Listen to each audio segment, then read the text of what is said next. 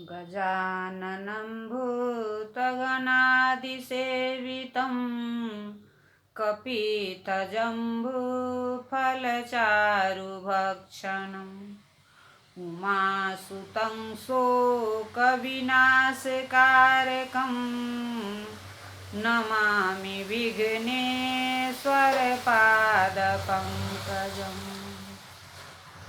नमस्कार, मैं काव्री कुमारी, सहायक प्राध्यापक साहित्य, जूथालाल संस्कृत महाविद्यालय, मझौलिया, पश्चिम चंपारण।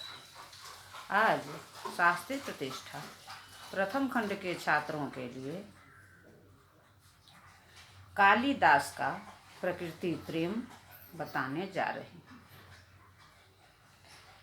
कालिदास के काव्यों में प्रकृति की छवियों के मनोरम एवं प्रभावशाली चित्रण उपलब्ध होते हैं।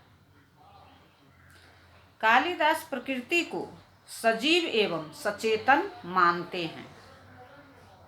मेघदूत में अचेतन मेघ दैत्य कर्म ही नहीं करता, बल्कि वही प्रकृति विरहिणी यक्ष प्रिया की समस्त मर्मद्रावक वेदना को परस्पर बांट देता है। कालिदास की पार्वती और शकुंतला प्रकृति सुकुमारियां हैं। प्रकृति और मनुष्य का आत्मीयता बोध कालिदास के अनेक संदर्भों में व्यक्त हुआ है। कालिदास प्रकृति को मनुष्य जीवन से भिन्न वस्तु नहीं समझते। उनके विचार में दोनों एक दूसरे के पूरक है। उन्हें मनुष्य जीवन में प्रकृति का तथा प्रकृति में मनुष्य जीवन का दर्शन मिलता है।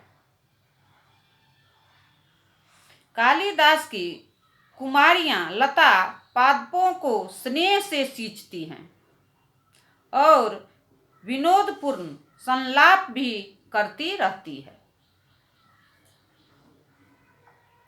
निसर्ग सुंदरी शकुंतला के सानिध्य में उन्हें आम्र वृक्ष लता युक्त दिखाई पड़ता है।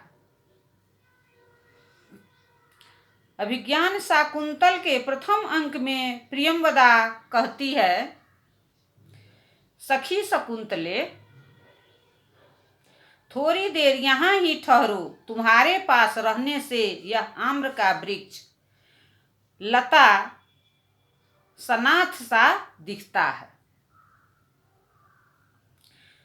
त्वया समीप स्थितया लता सनाथ इव अयं च्युत वृक्षः प्रति भाति।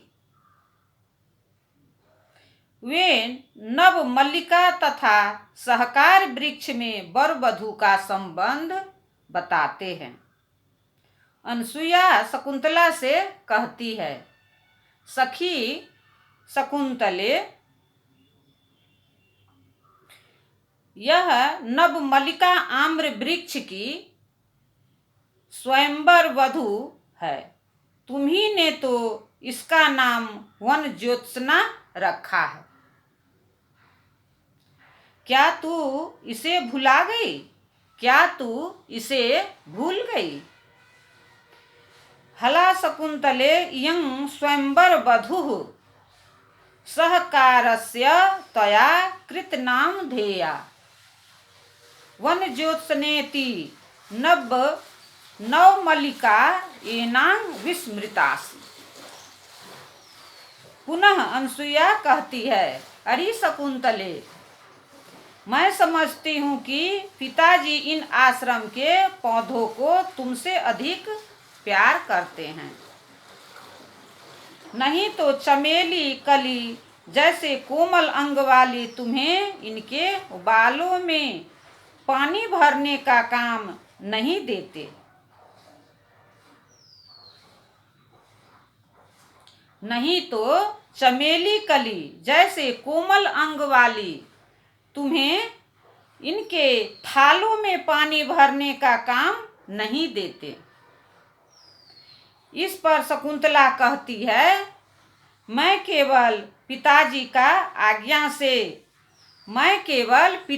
की आज्ञा से ही उन्हें नहीं सींचती हूँ, किंतु मैं भी इन्हें सहोदर जैसा प्यार करती हूँ। न केवलम तात नियोग एव ममापि एतेषु सहोदर स्नेह।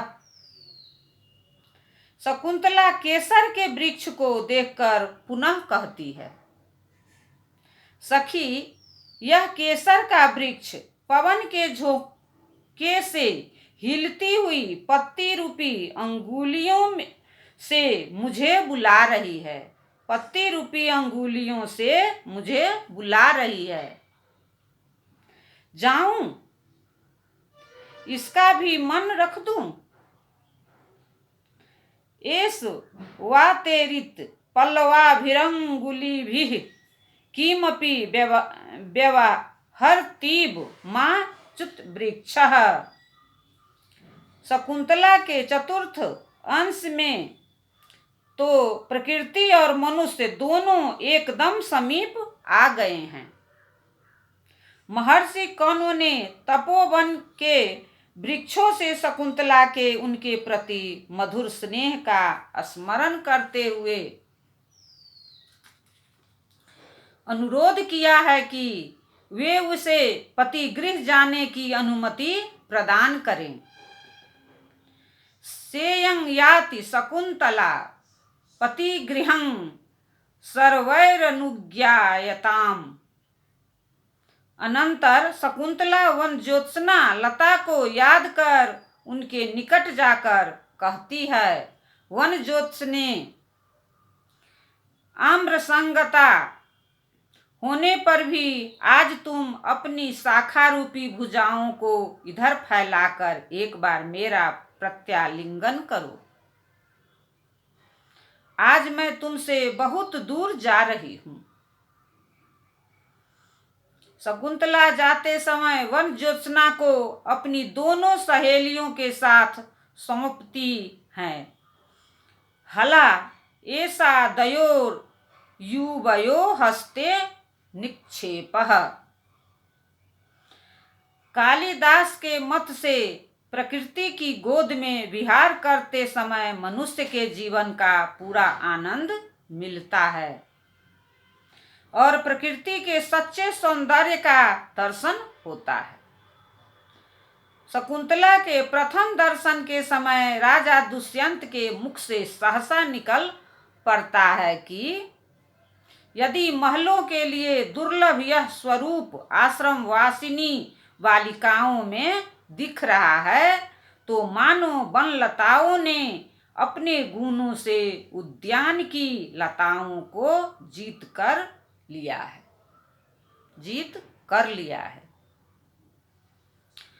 शुद्धांत दुर्लभ मिदम वपुराश्रम वासिनो यदि जनस्य दूरीकृता खलु गुणैरुद्यान लता वन लताभिः। इनके मत से कृत्रिम वातावरण की अपेक्षा वन के प्राकृतिक वातावरण में अधिक सौंदर्य है। कालिदास के विचार से प्रकृति जड़ पदार्थ नहीं है, उन्हें यह भी चेतनों सा व्यवहार करती दिखाई पड़ती है। जैसे चेतन प्राणी दूसरे के सुख दुख में सहायता करते हैं, वैसे ही प्रकृति भी करती है। शकुंतला की विदाई के समय तपोवन के वृक्ष विविध प्रकार के वस्त्र एवं आभूषण देकर कण्व का सहयोग करते हैं। पर्वतों के वर्णन में कालिदास अधिक सावधान है। मेघदूत में रामगिरी और अलका के मध्य मार्ग में पड़ने वाले पर्वतों का रम्य वर्णन है। कुमार संभव में भी हिमालय के वर्णन में उन्होंने कमाल कर दिया है। इसी प्रकार नदी वन आश्रमों के वर्णन में वे तन्मय दिखाई पड़ते हैं। गंगा अनुराग उन्हें उल्लसित कर देता है। वृक्षों के वर्णन में उन्हें आनंद मिलता है। कुसुमों की सुषमा से वे अभिभूत हैं। कालिदास का प्रकृति ज्ञान केवल सहानुभूति मूलक ही नहीं है, अपितु सूक्ष्मतया सटीक है। हिमालय की हिम राशि, पवन का संगीत एवं गंगा की शक्तिशालिनी धारा ही नहीं, किंतु छोटी छोटी सरिताएं, विटप, पुष्प, भ्रमर आदि भी उनकी सृष्टि व्यापिनी दृष्टि से ओझल नहीं है। कालिदास के आराध्य देव भगवान सदाशिव हैं। उन्हें उनका दर्शन भी प्रकृति के 8 रूपों में ही होता है। इसीलिए उन्होंने शकुंतला के मंगलाचरण में अष्टमूर्ति भगवान शंकर से ही विश्व कल्याण की कामना के साथ साथ अपना भी कल्याण चाहा है। प्रत्यक्षाभिः प्रपन्नस्तनुभीरवतु वस्ताभिरष्टाभिरीशः। उन्होंने रघुवंश में समुद्र से नदियों के मिलने का दृश्य अत्यंत सरस चित्रित किया है। जैसे दूसरे लोग केवल स्त्रियों का अधर पान करते हैं, अपना अधर उन्हें नहीं पिलाते, किंतु समुद्र का ढंग निराला है।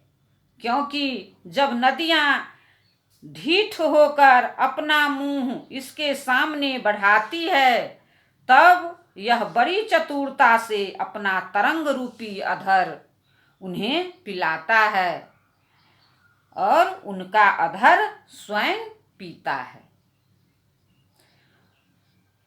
मुखार्पणेषु प्रकृति प्रगल्भाः स्वयं तरंगाधरदान दक्षः। अनन्य सामान्य कलत्रवृत्ति पिबत यसौ पायते च सिंधुः। धन्यवाद।